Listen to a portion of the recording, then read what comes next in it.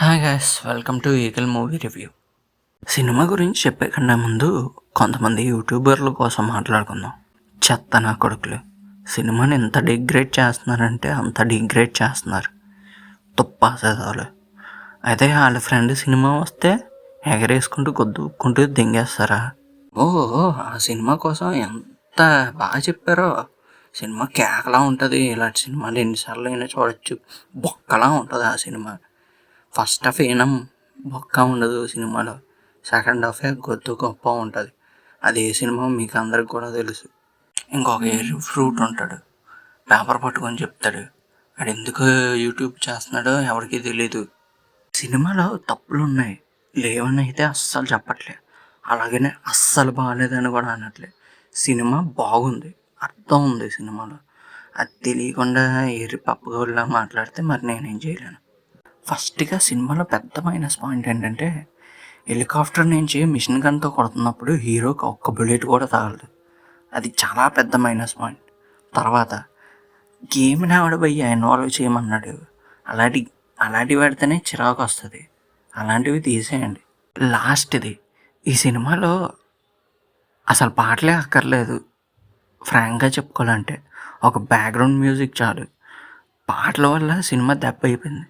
ఇప్పుడు సినిమా గురించి చెప్పుకోవాలంటే సినిమా చాప్టర్లుగా చెప్తూ ఉంటారు. ఆ చాప్టర్లన్నీ ఒక దగ్గరికి వచ్చి కలుస్తాయి. ఆ కలిసిన తర్వాత ఇంకా కథ ఏంటి, అసలు ఏం జరుగుతుంది, అసలు సహదేవ్ వర్మ ఈగలుగా ఎందుకు మారాడు అనేది చూపిస్తారు. లాస్ట్లో కూడా సినిమా సెకండ్ పార్ట్గా ఉన్నట్టుగా చూపిస్తారు. అదే ఈగల్ 2 యుద్ధకాండ. ఇప్పుడు సినిమాల్లో అర్థం ఉంది అన్నాను కదా, అదేంటో తెలిస్తే చెప్పరా ఎరుపప్ప అని అడుగుతారు. చెప్తా.